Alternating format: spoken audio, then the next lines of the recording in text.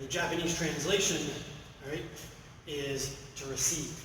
So it changes the meaning a little bit. So where we say block, well, it could be a block, depending on our application, right? Someone goes to grab a hold of me, they go throw a low technique. I could use it to come down and block that arm, all right? That's our traditional sense of block.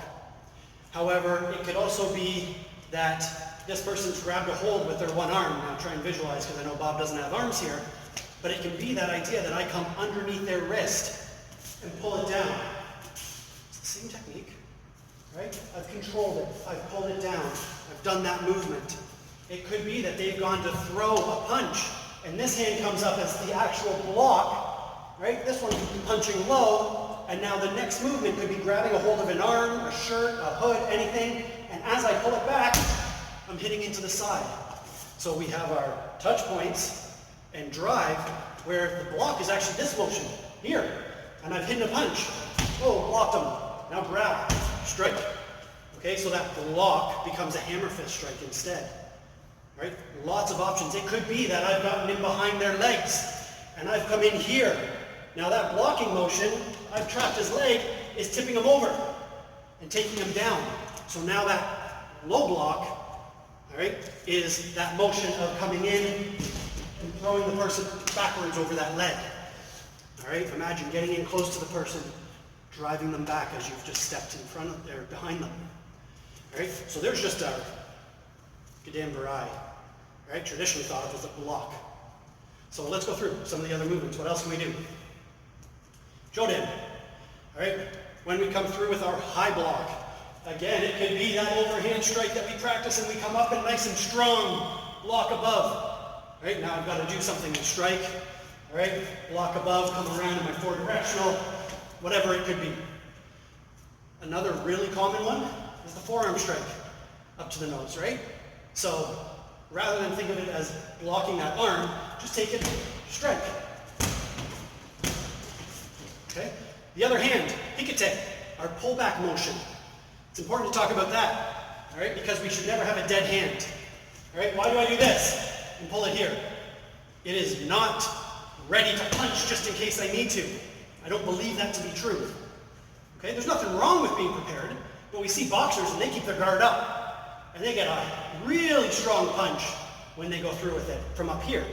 So down here cannot be the only way to generate power. All right? So hikite is our pulling motion to move someone off balance or to take something away, to do limb control.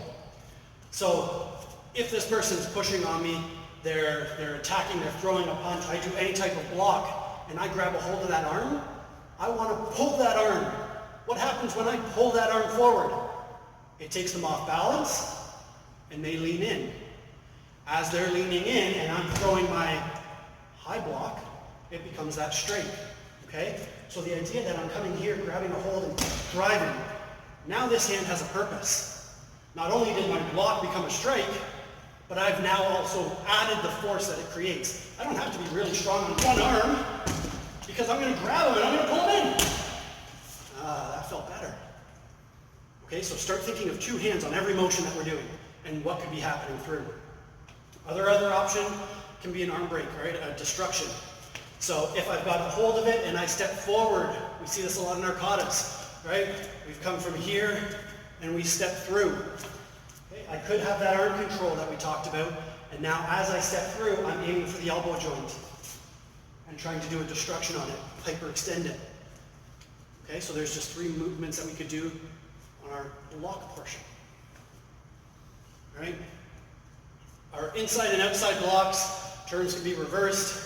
I know I usually call them the opposite of to what you guys do. So, Uryuk and Soryu, okay, coming through.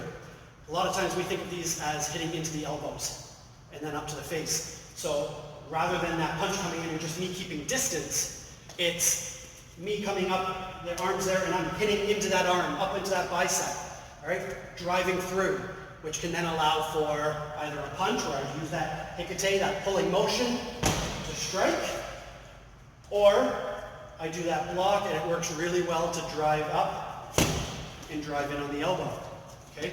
We see that when we're doing go day. 1, 2, 3. All right? The idea that we come in from that low block, shifting around the head. This one just adds in that initial block, shifts in around that head. Okay? When we do our two-handed movements, 1, 2, think of this as being a hammer fist to the head, coming up to the side. So if I've got his arm here, my first movement, whether I defend, he's grabbed a hold, I trap, my first movement that I do, where I bring this hand down to that belt, is hitting into his elbow. If someone hits into your elbow, what happens? Your head gets jarred down. So I drive that arm down, his head comes forward, now I've got the side of the hand to come up with. So where I was just distancing, blocking, now in close, I can be driving weight, striking back. All right? Driving, grab, strike. So you can see that motion starts to be formed. I can also use that same thing to the back of the arm. So if it's a cross grab, it's coming across body, right? I can come here, this is my trapping.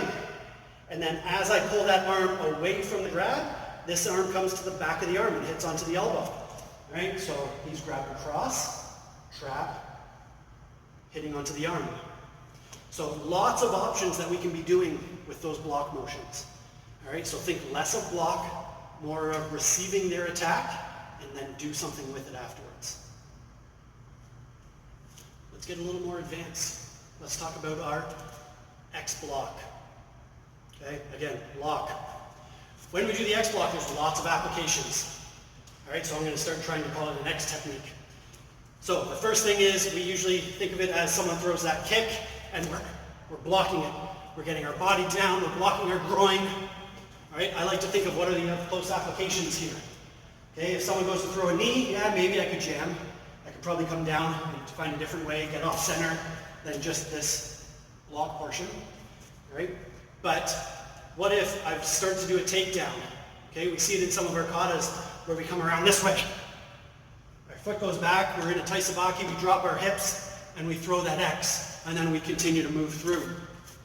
If I've done a throw, and I've got that person, that punch, or that X, becomes a punch. I've controlled the gi, I've controlled the sweatshirt, the shirt, and now I'm using body weight in this way to gain power as this becomes my punch across face. Okay? So I've done a throw.